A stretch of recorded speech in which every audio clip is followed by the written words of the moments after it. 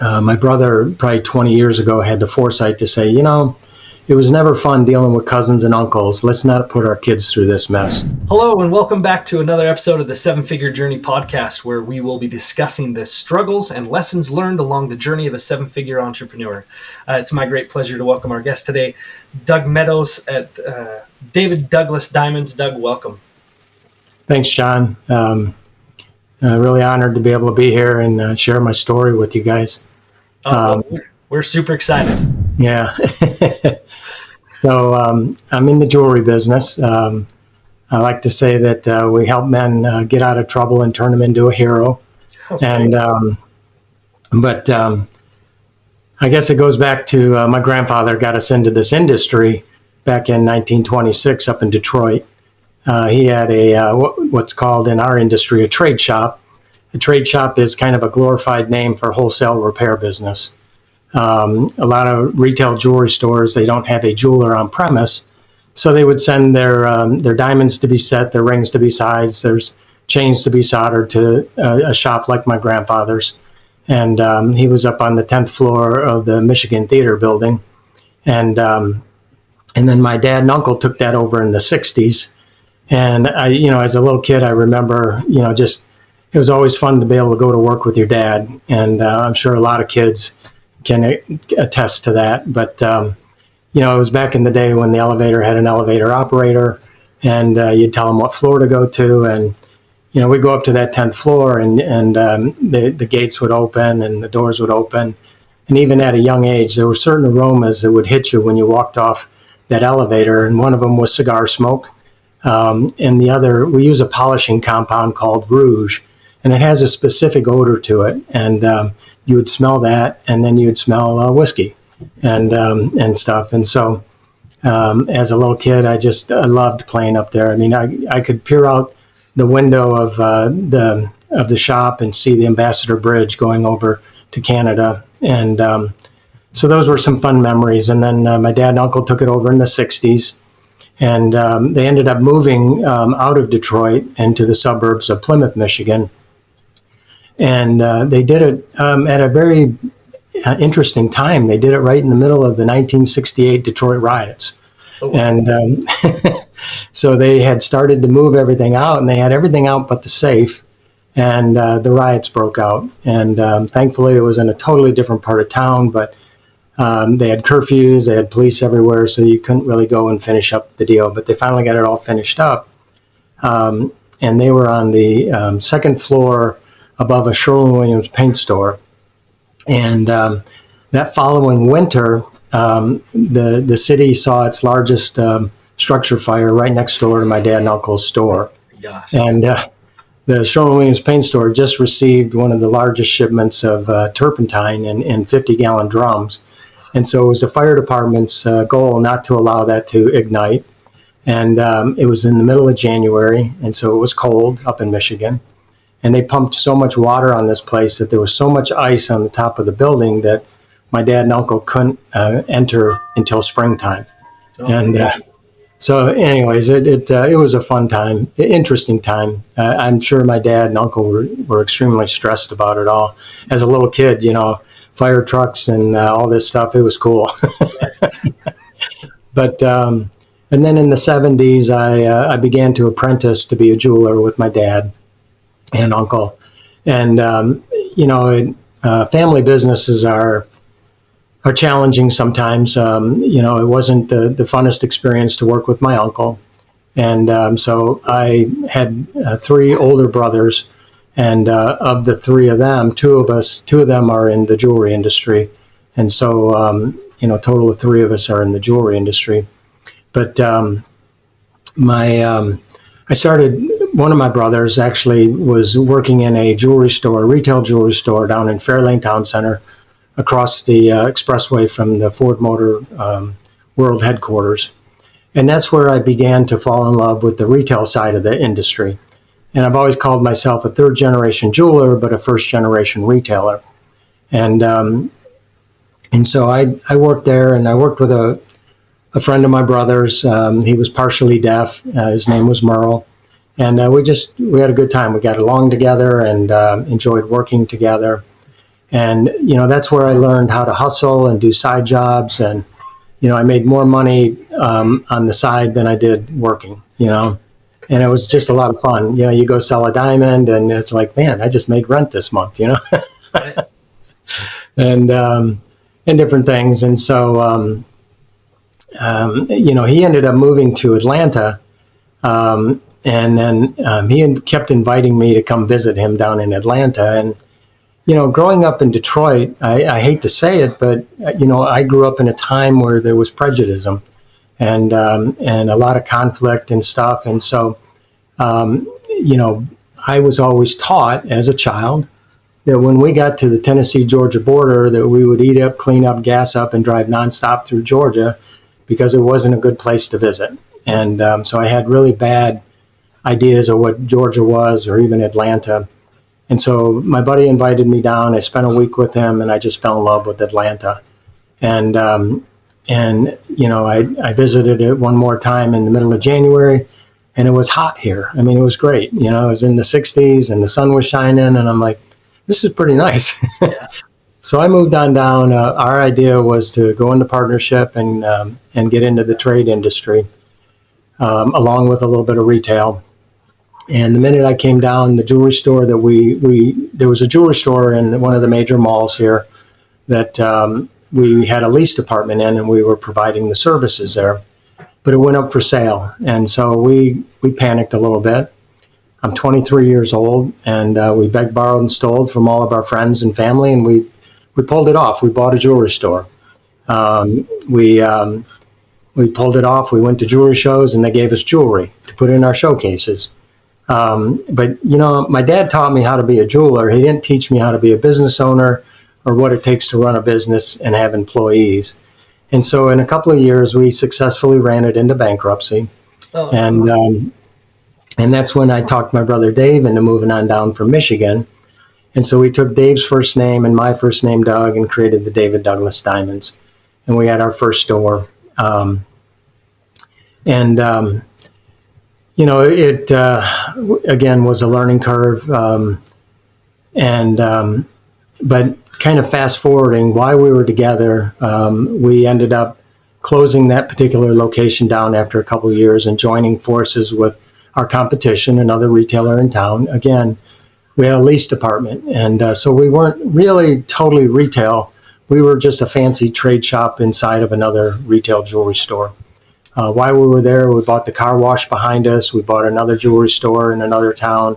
We bought a pawn shop, and just kind of tinkered with a whole bunch of stuff. And we we were good jewelers, but we were not good business owners. And so it was a constant learning curve.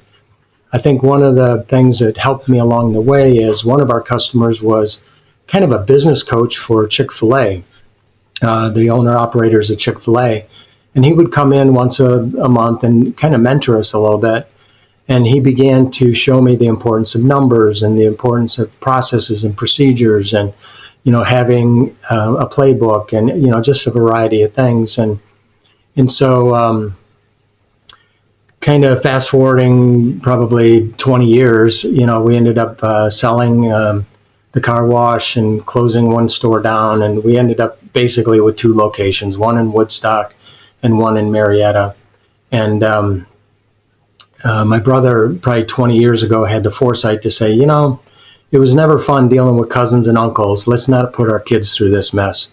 And so I hated doing it just from the standpoint, we got along together really well. And I knew that once we split up, we wouldn't be forced to spend time together. And I really missed that part of it. But, hindsight, it was very good wisdom for us to split up. We're very similar, but yet we're different. And especially, as you bring kids and family into each market, it does add a lot of nuances to it that can be challenging. Yeah. So currently I have me and my son are working the business. Just another crazy highlight, probably, I don't know, it's been 14 years ago. I had gotten myself in trouble with taxes, and I'd gotten behind on my sales tax. I learned real quick, you don't borrow from the government. That's not a good lending institution to get money from. There you go. And so they came in the day after Valentine's Day and shut me down. The police were at the doors, and they, put the tape on there. It's very humbling to get all that to happen. But thankfully, I don't know, maybe 2 months before that, my son had just turned 18, and we had created him his own corporation. And so the next day, we kind of flipped a switch and opened the door back up under his corporation. The sales tax people didn't appreciate that, but thankfully we were able to come to an agreement and work it all out, get that all paid up. And I've never been late again in my life. And all my taxes now are 100% paid for. But, it's an interesting business because all at the end of the day, all I'm selling is cold metal and hard rocks. And but it's always the story that goes behind it that's so special. The story of, what is somebody celebrating with that piece of jewelry, or what are they commemorating with that piece of jewelry, and or maybe even the story of how it was made, because we do a lot of repurposing of jewelry. A lot of people are inheriting jewelry from their family right now, and they don't like what grandma's style was, but they want to still have a memory of it. And so we'll redesign it, take grandma's stones, take her gold, melt it down, invite the customer back to the shop to actually watch us melt that down and cast it into the new styles and stuff. And then early on, the other thing that I learned is that I had to get outside my doors. I had to be a part of my community and get out there. And so one of the things we did probably 21 years ago, we started a writing contest in our local schools called Dazzling Diamonds for Mom. I'd lost my mom to cancer 33 years ago. And this was to kind of commemorate her, but also to teach the kids how to honor their mom. So they all write and tell me why their mom deserves a diamond. This year we got over 7,800 letters from all the kids in our community. And we go through them and we read them and we pick out. So we target kindergartners through fifth grade, and we give away 6 diamonds, one for each grade level. But, when I was a kid and I would enter a contest, I always wondered, does anybody ever win these things? Right. So I made the commitment that every classroom that participates gets a Best of Class award, and they'll get a free gemstone. And so we'll print up a fun certificate and send it to them. And then they come on into the store and pick up their free winnings. And that gives me an opportunity to possibly meet a new family that never knew about me, right. And stuff. And so it's a lot of fun. I really enjoy that. But I think one of my most recent highlights in business, I'm always learning. I mean, I travel everywhere. Being in the jewelry industry, we hear these things about Antwerp, and that, Antwerp's the diamond capital of the world. And it used to be. It's not anymore. The new capital is Surat, India. Surat is where probably 90 to 95% of all the world's diamonds, both lab-grown and natural, are all cut there. And probably over 90% of the CVD lab-grown diamonds are grown there. And so I've been going there to create relationships with the growers, with the cutters, both on the natural side and on the lab-grown side. And so we, have been having a fun time with that. But, COVID taught us all a lot of crazy things. Yeah. And for us, it was the perfect storm. I mean, people had money. They couldn't travel.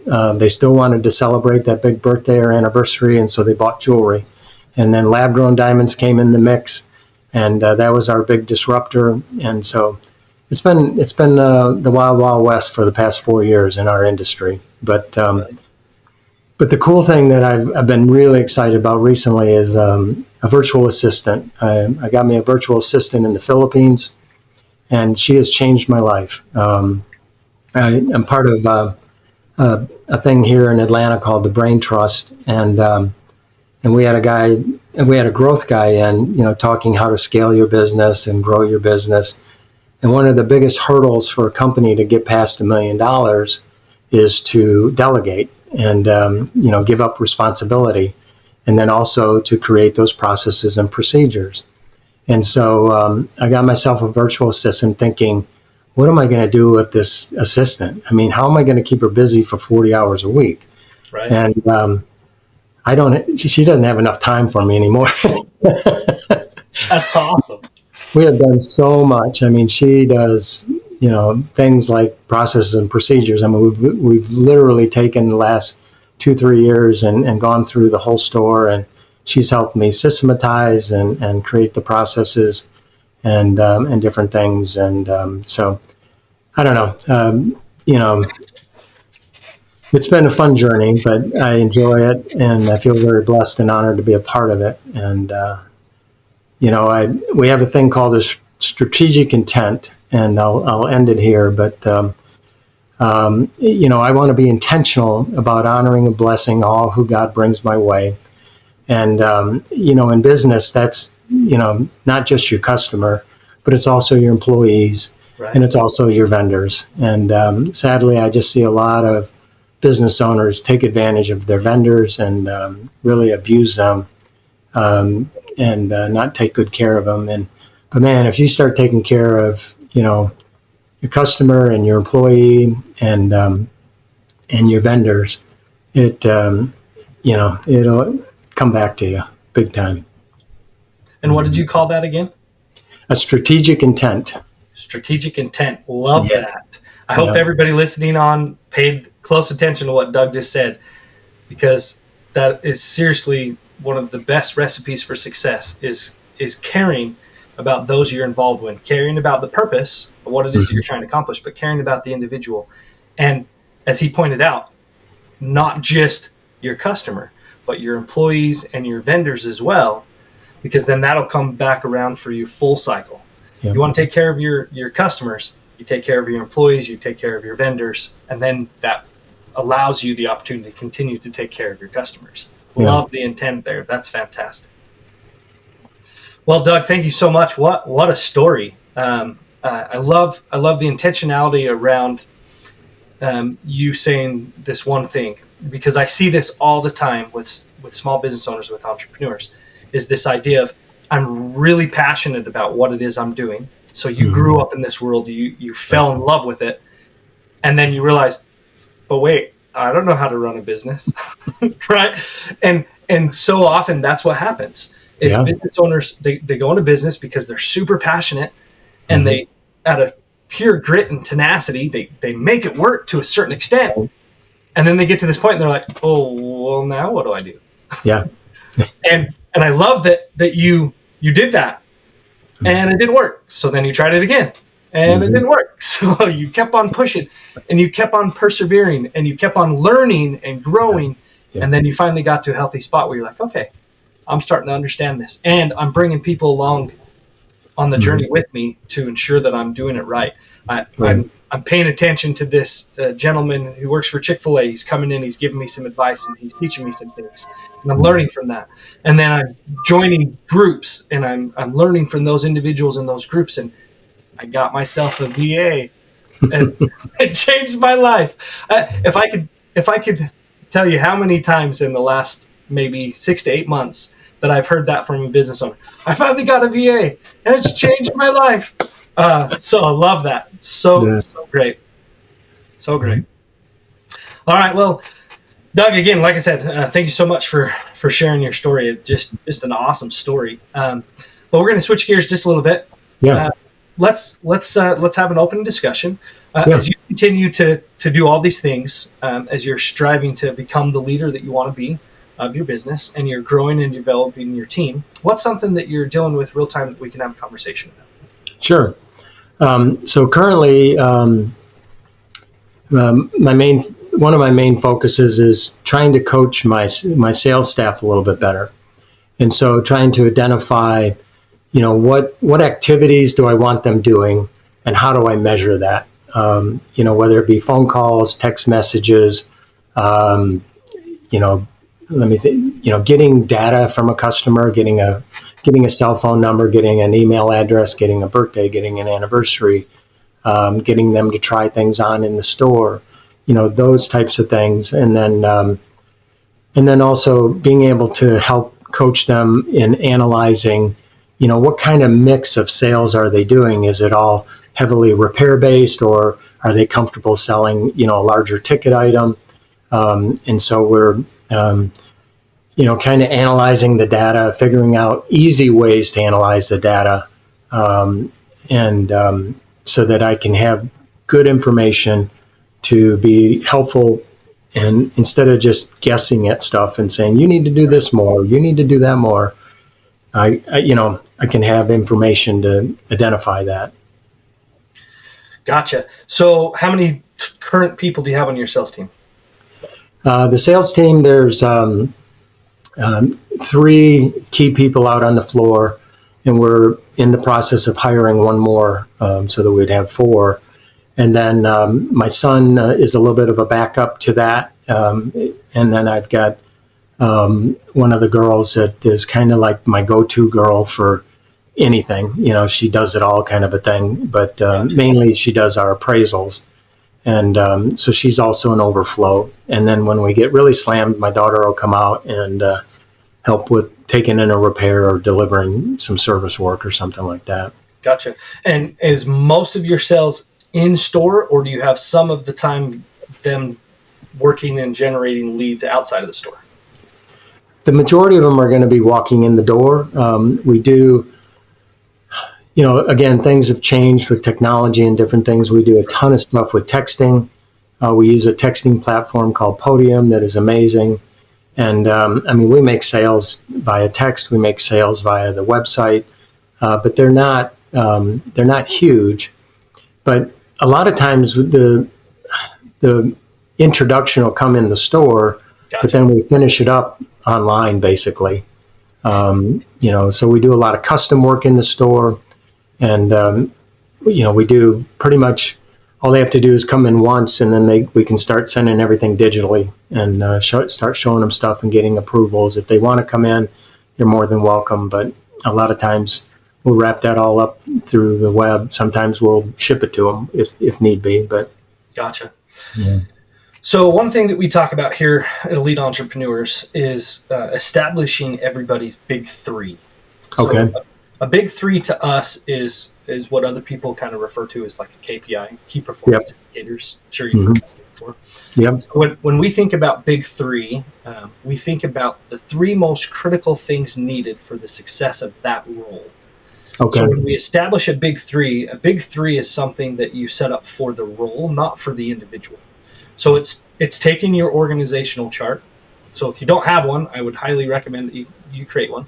So you just go through your whole organization and you write down all the roles that you have. Right.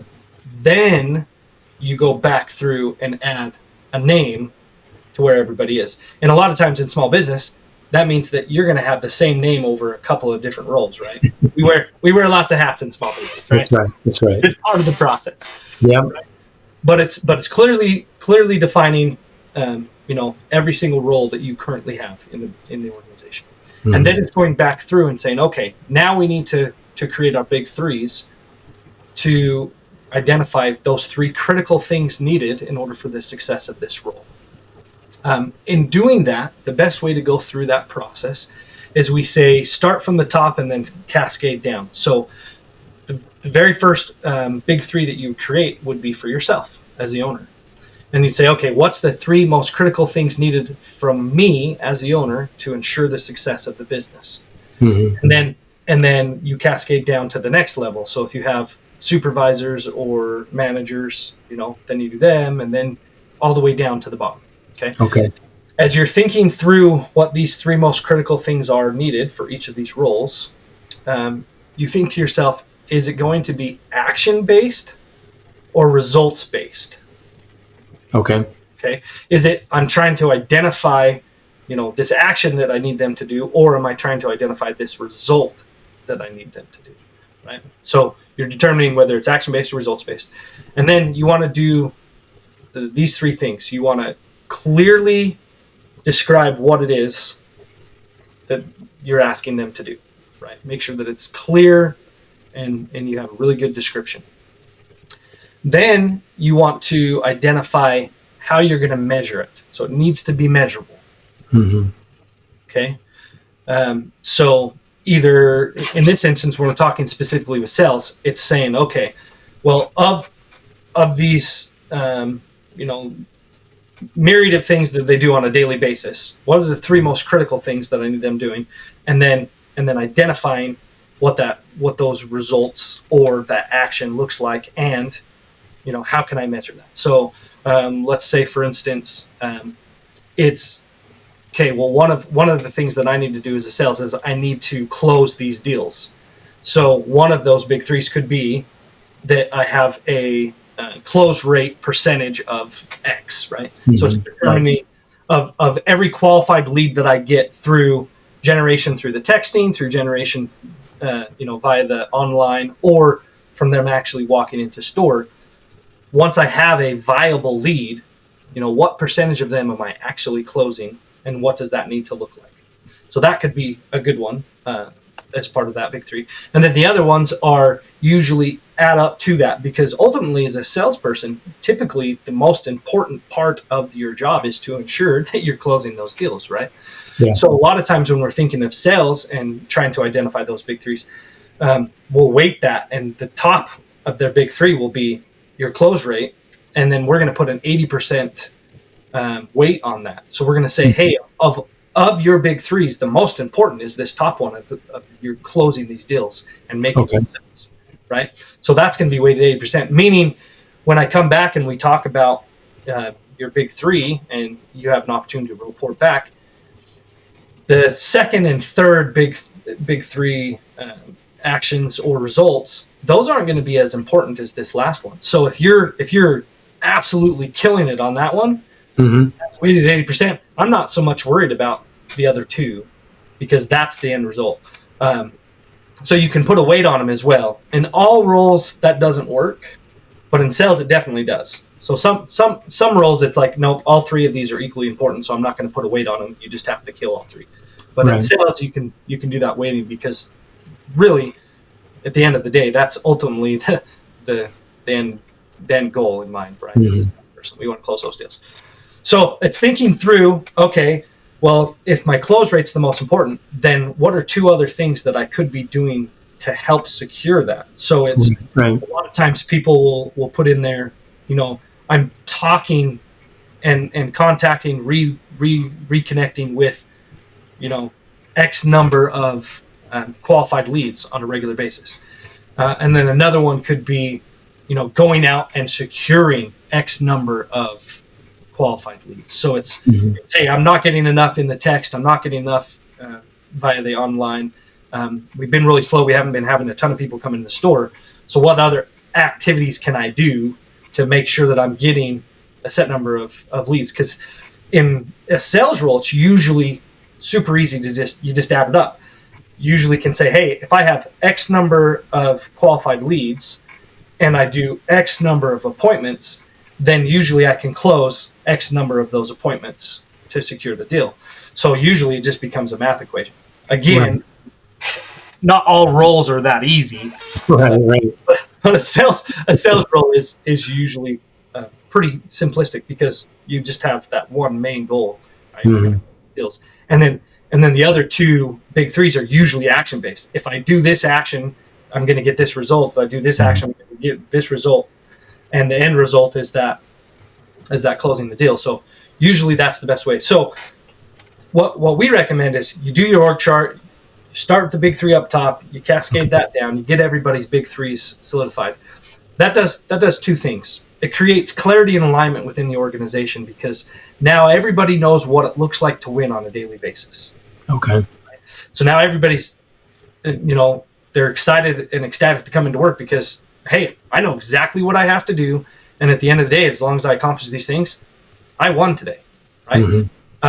Obviously, some activities are not on a daily. It's like, hey, I have to do this every day for the next four weeks. And at the end of the month, okay, I've completed it, right? But the idea is the same. Is, hey, I know what it looks like to win on a daily basis. Then the next step to that, Doug, would then be to implement what we refer to as one-on-ones. And that's where you put an accountability piece in place. So a one-on-one is a 30-minute meeting with each of your employees on a weekly basis. The first 15 minutes of that meeting would be all about the employee. Tell me how you're doing. How's your personal life going? Do you have any hopes and dreams? What are your goals? Where do you see yourself in the next 3, 4, 5 years from now in your personal life? Where do you see yourselves here at work in the next 3, 4, 5 years?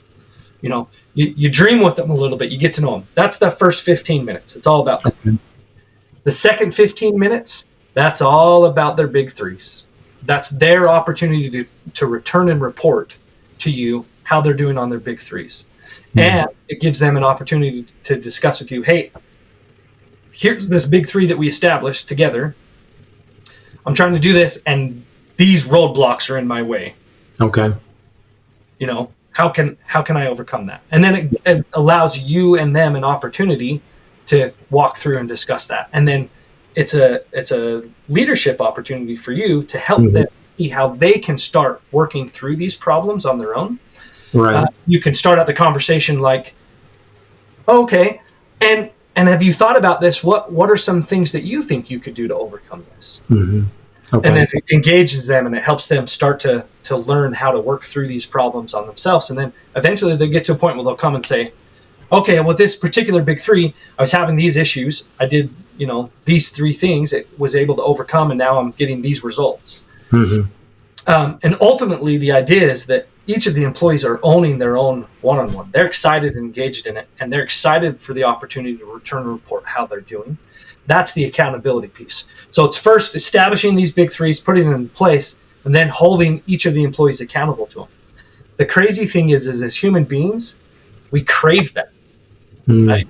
It's weird, but innately we want to know what it looks like to win, and we like to know what the box is that we can live in. Right? We'd never admit that openly. But we like to know where the boundaries are, because as soon as we know where the boundaries are, we stop pushing the boundaries, and then we work quite well within that box that we've established. So that's what the big three and the one-on-one does, is it creates that clarity and alignment as a company. So we're all working towards something, right? And we all know what it looks like to win on a daily basis, and we're holding ourselves accountable, and we know that we're going to be held accountable, by the owner of the company, so that we're working forward. So that's one way to work through that problem and to try to make sure that we're staying on top of it. And then what we recommend is that on a quarterly basis, that one-on-one then becomes a review of the big three. So then when you meet with them, not only are you talking about how they're succeeding, but you're saying, okay, for the last quarter, this is what's been going on in your big three. Has something within our business changed? Do we need to pivot, adapt, or shift based on what the market's doing? Right. And does that affect what you're doing and what your focus is in your role? Because if it is, let's adjust it. Let's change those big three slightly up for the next quarter and see what happens. So we're constantly looking at those big threes and saying, hey, are these still right? In some roles, your big three is going to stay the same the entire time. In other roles, it's going to pivot and shift based on what's happening within the business. So cool. Some thoughts of something that you can... Good advice. I appreciate it. Hey, you bet. Well, Doug, again, it's been an absolute joy and a pleasure getting to know a little bit more about you and your business. What an exciting journey you've had in the jewelry business. For those who are listening in and want to reach out to Doug or to want to learn more about David Douglas Diamonds, Doug, what's the best way for them to reach out to you guys? Probably the best way is just to go to our website. It's daviddouglas.com, and all our contact information's there, web chat's there. Our phone number is textable. Those are probably the easiest ways. I mean, we're going to answer a text a lot faster than we are an email, but, or pick up the phone and do it the old way and give us a call. Oh, fantastic. That's just awesome. I love what you're doing. I love how you're engaging the community. As you're moving forward, you're giving back. Just some great stuff happening. Wish you and your company the best success moving forward. For those who are listening in, if you heard something today that that you're like, ooh, yeah, that's what I need to do. You heard some of the things that Doug was sharing with, and you're like, oh man, that's so good. I need to start doing that. I would highly recommend that you take action, because until we take action, we're never going to know whether or not it's going to work out. But I promise you, if you take action, regardless of the results, you're going to be happy that you did, because either you're going to succeed or you're going to learn something. And that's how we continue to see the growth that we like. And if you heard something that you're like, you know what, I know somebody that could benefit from this, please share this podcast with them. We want to create as much value with as many people as we can. Well, that concludes today's episode of the 7-Figure Journey podcast. Until next time, thanks again, Doug, for joining us. We appreciate you and everything. Thank you.